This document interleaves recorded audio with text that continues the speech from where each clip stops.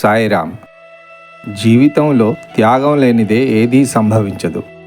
ఒక శ్వాస తీసుకోవాలన్నా ఒక శ్వాస విడవక తప్పదు.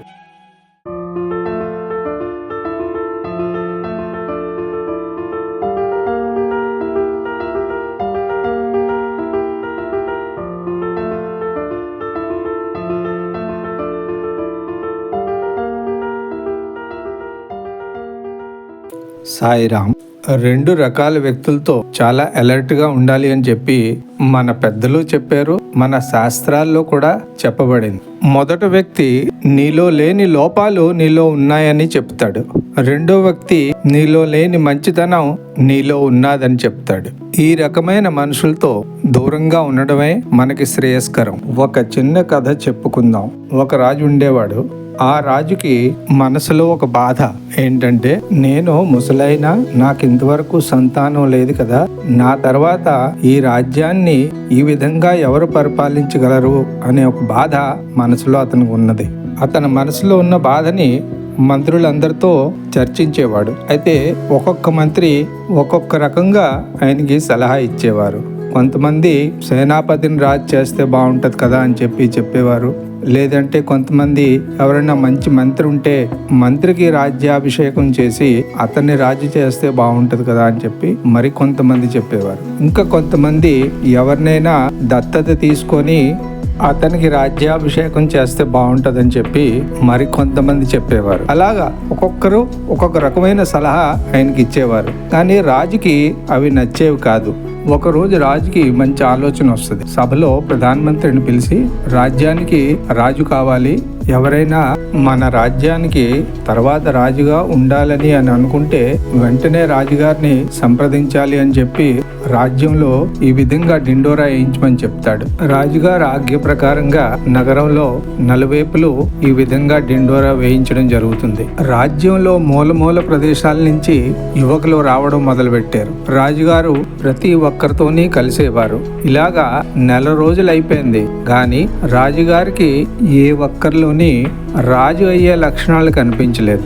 అప్పుడు రాజుగారు ప్రధానమంత్రిని పిలిచి ఈ విధంగా చెప్తారు, నేను పక్క రాజ్యానికి వెళ్తున్నాను, 15 రోజులు ఉండను. ఎవరైనా వస్తే రాజుగారు వచ్చాక కలండి అని చెప్పండి. తర్వాత ఈ 15 రోజులు రాజ్యాన్ని జాగ్రత్తగా చూసుకోవాల్సిన బాధ్యత మీదే అని మంత్రి గారికి బాధ్యతలు అప్పచెప్పి రాజుగారు వెళ్ళిపోతారు. అదే ఊళ్ళో ఒక రైతు ఉండేవాడు. ఆ రైతుకి ఒక కొడుకు ఉండేవాడు. ఆ కొడుకు పగలు రాత్రి పొలంలో బాగా కష్టపడి తండ్రికి సహాయం చేసేవాడు. రాజ్యంలో రాజుగారు వేసిన డిండోరా ఆ రైతు కూడా వింటాడు. ఆ రైతు కొడుకుని కూడా రాజుగారిని వెళ్ళి కలవమని చెప్తాడు. కొడుకు నవ్వుతూ ఈ విధంగా అంటాడు, నాన్న, నా దగ్గర వేసుకోవడానికి మంచి బట్టలే లేవు. ఇలా ఈ చిరిగిన బట్టలు వేసుకొని వెళ్ళాననుకో, రాజు భట్టులు దూరం నుంచే నన్ను తగిలేస్తారు, రాజుగారిని కలవనీరు. ఇటువంటి ఆలోచనలు మన మనసులోకి రాకుండా ఉంటేనే మంచిది అని చెప్పి తండ్రితో అంటాడు. కానీ మనసులో ఒక చిన్న ఆశ ఉంటది. కొంచెం కష్టపడి మంచి బట్టలు కుట్టించుకొని ఏదో విధంగా ఒకసారి రాజుగారిని కలిసేస్తే ఏమైపోతుంది అని మనసులో అనుకొని ఆ విషయం తండ్రితో ఈ విధంగా చెప్తాడు. నాన్న, నువ్వు అన్నది నిజమే అనిపిస్తుంది.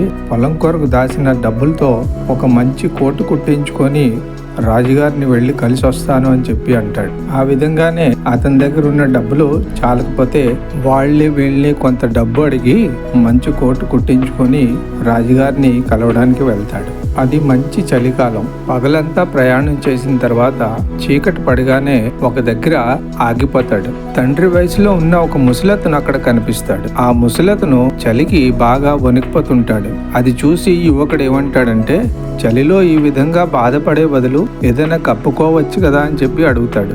ముసలతను అతని వైపు దయనీయంగా చూసి, కప్పుకోవడానికి ఏమీ లేవు బాబు నా దగ్గర అని అంటాడు. అతని మాటలు విని యువకుడు చాలా బాధపడతాడు.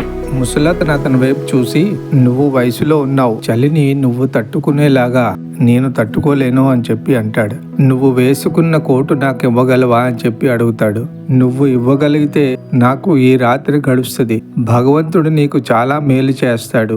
ముసలతను ఆ విధంగా అడగగానే యువకుడు ఏమనుకుంటాడంటే, అయ్యో, నా దగ్గర ఉన్నది ఒక్క కోటే, ఎంతో కష్టపడి కుట్టించుకున్న ఈ ఒక్క కోటు ఇతనికి ఇచ్చేస్తే నేను రాజుగారిని ఏ విధంగా కలవాలో అని చెప్పి మనసులో అనుకుంటాడు. కానీ ఆ ముసలతన్ని చూసి జాలిపడతాడు. అతని బాధని చూడలేక ఆ కోటు విప్పేసి ఆ ముసలతనికి ఇచ్చేస్తాడు.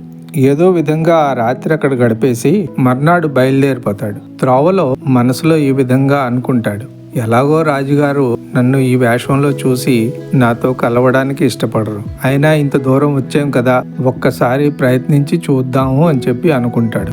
ఎలాగో రాజభవనానికి చేరుకుంటాడు. రాజుగారు ఊళ్ళో లేరు అని చెప్పి తెలుస్తుంది. అక్కడ మంత్రి గారు రాజుగారు రేపు వస్తారు, రేపు కలవచ్చు అని చెప్పి చెప్తారు. మర్నాడు ఆ యువకుడు రాజ్యసభలోకి వస్తాడు.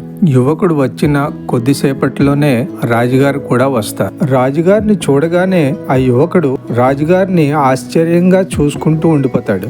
ఎందుకనగా ఆ ముసలివానికి ఇచ్చిన కోటు రాజుగారు వేసుకొని వచ్చారు. ఆ యువకుడి వైపు చూసి నవ్వుతూ, నన్ను చూస్తే ఆశ్చర్యంగా ఉందా అని చెప్పి అడుగుతారు. అని అడిగి ఇది నీ కోటే అని చెప్పి సభలో అందరి ముందు రాజుగారు ఏం చెప్తారంటే, ఈ యువకుడే మన రాజ్యానికి నా తర్వాత రాజు. సభలో ఈ విధంగా చెప్పగానే ఆ యువకుడు ఆశ్చర్యంతో రాజుగారు నేనొక ప్రశ్న అడగొచ్చా అని చెప్పి అడుగుతాడు. నువ్వు అడుగుదాం అనుకుంటున్న ప్రశ్న నాకు తెలుసు, అయినా నువ్వే అడుగు అని అంటారు. అప్పుడు ఆ యువకుడు ఈ విధంగా అడుగుతాడు, రాజుగారు నాకు ఎటువంటి పరీక్షలు పెట్టకుండా, నన్ను ఏమీ అడగకుండా నాలో ఏ గుణాన్ని చూసి మీరు మీ తర్వాత ఈ రాజ్యానికి రాజుగా నియమిస్తున్నారు? అది విని రాజుగారు ఏమంటారంటే, అసలు నువ్వు ఎందుకు వచ్చావు ఇక్కడికి?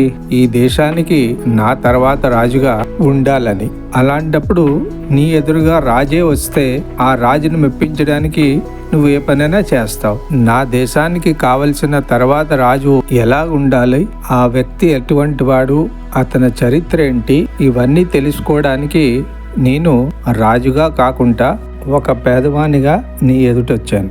నా పరీక్షలో నువ్వు నెగ్గావు, అందుకే ఈ రాజ్యానికి నా తర్వాత రాజుగా నువ్వే ఉండాలి అని చెప్పి నిర్ణయించుకున్నాను. ఏ వ్యక్తి అయితే నిస్వార్థంగా అవతల వ్యక్తి ఎవరో ఏంటో తెలియకుండానే తక్షణమే అవతల వ్యక్తి బాధను తీర్చి సహాయం అందించగలడో అతనే నా రాజ్యానికి రాజుగా ఉండాలి అని చెప్పి నేను సభాముఖంగా ప్రకటిస్తున్నాను అని చెప్పి రాజుగారు సభలో అందరితో చెప్తారు. ఈ కథలో ఏం తెలుస్తుందంటే, ఇక్కడ యువకుడుగా మనమే ఉన్నాం. మనకు భగవంతుడు ఎన్నో రకాలుగా పరీక్షలు పెడుతుంటాడు. ఆ పరీక్షలన్నిట్లోని నెగ్గుకొని వచ్చి తోటివానికి మనము చేయగలిగేది నిస్వార్థంగా చేయవలసిన సహాయం. ఎప్పుడైతే మనము సమాజంలో నిస్వార్థంగా సేవలు చేయగలమో అప్పుడు భగవంతుడు మనకు కావలసిన సహాయం సమయానికి అందిస్తాడు. దరిద్రనారాయణుడు అంటే ఎవరు? కేవలము మానవ దృష్టిలో ఒక బీదవారు, తినుటకు తిండి లేనటువంటి వారు, ఉండుటకు కొంపలేనటువంటి వారు, కట్టుటకు బట్టలేనటువంటి వారని భావిస్తున్నాం. దరిద్ర నారాయణుడు అంటే దరిద్రుని యందు ఉన్నటువంటి హృదయవాసి అయినటువంటి నారాయణ సేవనే చేసినట్టుగా భావించాలి. రూపము లేనటువంటి భగవంతులకు ఈ రూపమైనటువంటి యొక్క మార్గంలో మనం ప్రవేశపెట్టుకుని తద్వారా మన కర్మలను సార్థకంగా గావించుకోవాలి. ఈ చిన్న ప్రయత్నం నచ్చినట్టయితే తప్పకుండా షేర్ చేయండి. మంచిని ఎంతమందితో పంచుకోగలిగితే అంత మంచిది. జై సాయిరామ్.